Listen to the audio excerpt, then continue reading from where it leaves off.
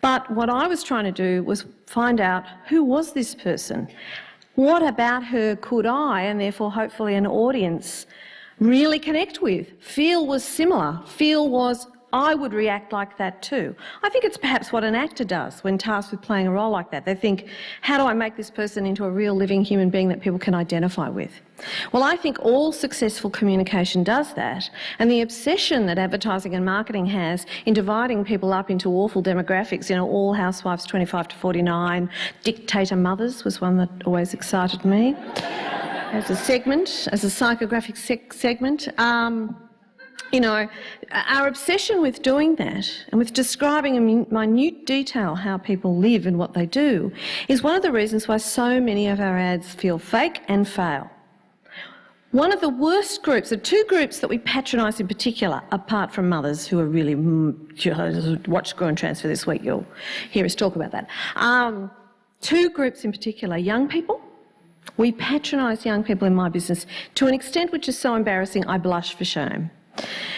Quite often advertising people, when they write to young people, come across exactly the same way as a middle-aged man who's just got a divorce and got himself a comb over and a shirt unbuttoned to here and a gold pendant comes across when he goes to a bar. Nobody wants to talk to him and they want to get out of there real fast. And that's how we sound when we try to get all hip and happening with the young folks. Particularly when we look at them from the outside instead of looking at them as human beings who have the same emotional responses as everyone else has.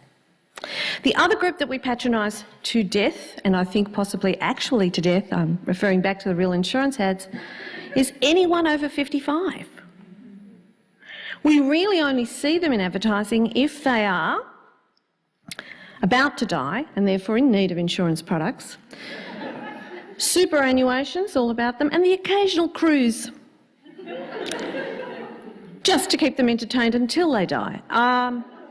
Oh yes, and now there's a growing thing in old people's homes and things where and sometimes pain relief, where inevitably for some reason there are elderly people bouncing on trampolines. We've decided that the young and the old are not human. They're sort of odd.